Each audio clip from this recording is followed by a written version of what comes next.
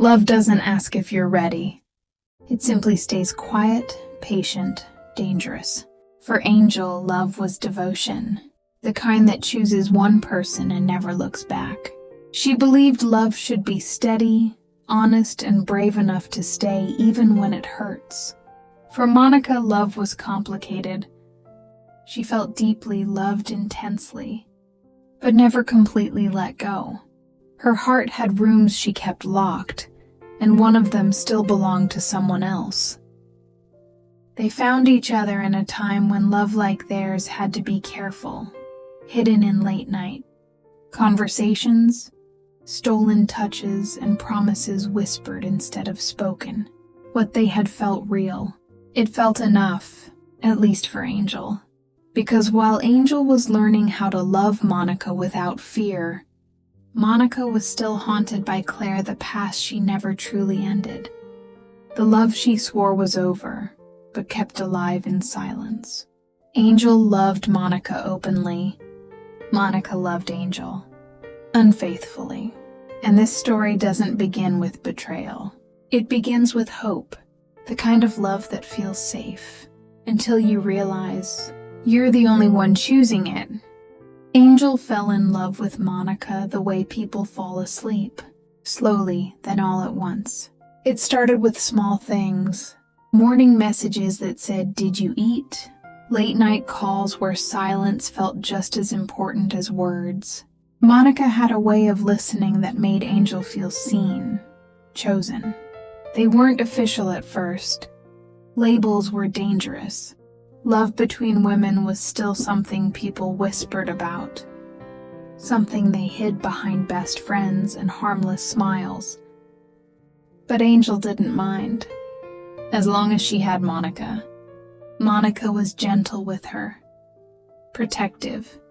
She held Angel's hand in private and kissed her forehead like it meant something sacred, and Angel believed it did. She believed Monica when she said, "I'm done with my past." She believed the way Monica looked at her was enough proof. What Angel didn't know was that every time Monica smiled at her phone, it wasn't always Angel on the other side. That some nights after saying goodnight, Monica stayed awake reading old messages from Claire, replaying memories she claimed no longer mattered. Monica never touched Claire again, but her heart still did. Angel loved honestly. She gave without measuring, trusted without checking. She loved like she was safe, and that was the tragedy. Because while Angel was learning how to love Monica without fear, Monica was learning how to love Angel without letting go of someone else. Angel learned Monica's habits without trying. How she took her coffee, no sugar, just quiet. How she went silent when something bothered her. How she smiled differently when she was hiding something. They spent their days wrapped in a soft kind of love. Grocery runs that felt like dates. Laughing over nothing. Sitting side by side. Doing their own things. Yet somehow feeling complete. Monica would say things like, "I've never felt this safe before." And Angel would believe her. Sometimes Monica would hold Angel a little tighter, like she was afraid of losing her. Those moments made Angel feel chosen, like she was enough to make someone stay. But there were pauses, small, almost invisible ones. Monica would freeze when a certain name appeared on her phone. She would turn the screen away quick, practiced. "Just an old friend," she'd say too casually. Angel never pushed. Love to her meant trust. What Angel didn't see were the messages that never stopped. "I miss you. I still dream about us. I wonder if you think about me too." Claire never asked Monica to leave Angel. She didn't have to. Because Monica replied, not with promises, but with memories. And that was how Monica betrayed Angel. Not with touch, not with kisses, but by choosing to keep a door open that should have been closed. Angel rested her head on Monica's shoulder that night, unaware. Content, loved, and Monica looked down at her, realizing something painful and ugly. She was happy, just not whole. Angel noticed the silence before she noticed the truth. It was the way Monica's replies became slower, the way her eyes drifted elsewhere while Angel was talking, the way love started to feel delayed. "Are you okay?"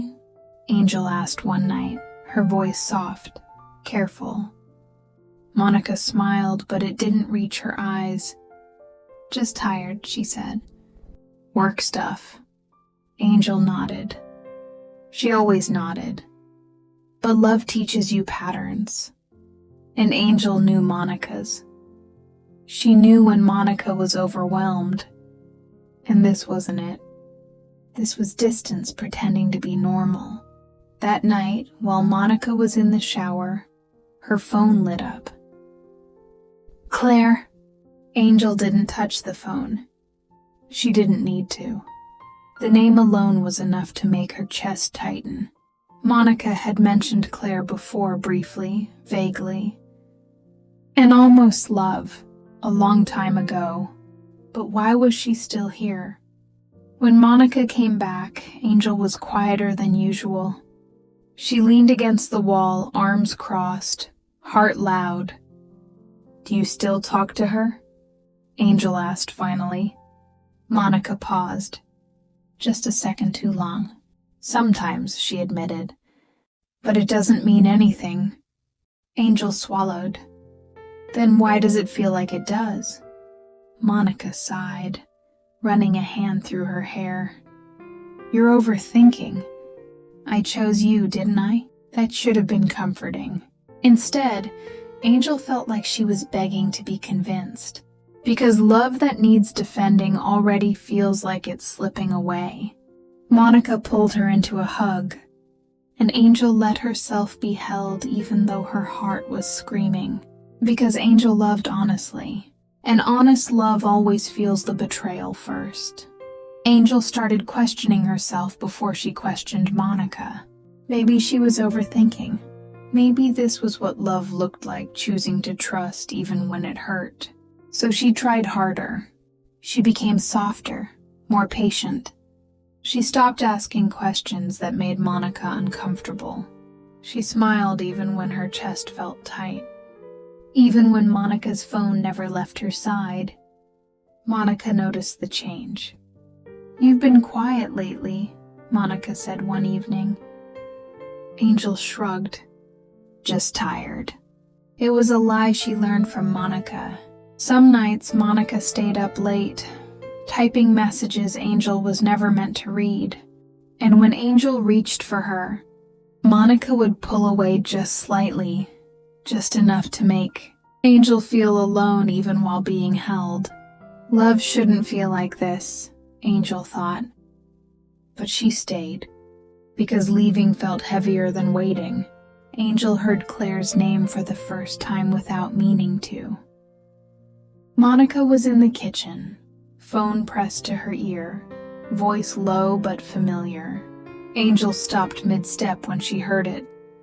"Claire, you can't just show up like that." Silence. "I'm with someone now," Monica continued, though her voice shook.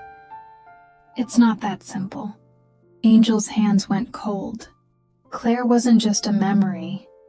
She was still part of the present. When Monica turned and saw Angel standing there, the color drained from her face. "How long have you been listening?" Monica asked. "Long enough," Angel said quietly. Monica tried to explain. Words came out tangled, defensive. "It's complicated. You wouldn't understand. I didn't mean for it to happen." Angel listened, her heart breaking slowly, carefully. "You didn't cheat," Angel said. "But you never chose me completely." Monica didn't deny it. And in that silence, Angel finally understood something painful. She wasn't competing with Claire. She was losing to someone Monica never stopped loving. Monica met Claire on a rainy afternoon. She told Angel she had errands to run. Nothing important. Just a normal day. But Monica's hands were shaking when she walked into the cafe. And when she saw Claire older, calmer, still painfully familiar, everything she had buried came rushing back. They talked like no time had passed. Claire smiled the way she always had. "You look happy," she said. Monica hesitated. "I am." It was almost true. They didn't touch. They didn't cross lines. But emotional lines had already been erased long ago. When Monica got home, Angel noticed the scent of coffee and rain clinging to her clothes. "Did you have a good day?" Angel asked. Monica nodded. "Yeah." Another lie, softer, easier. Angel felt it before she knew it. Monica was already gone, still physically there. But her heart had started packing up. She was distant, distracted, and strangely gentle, like someone saying goodbye without saying the words.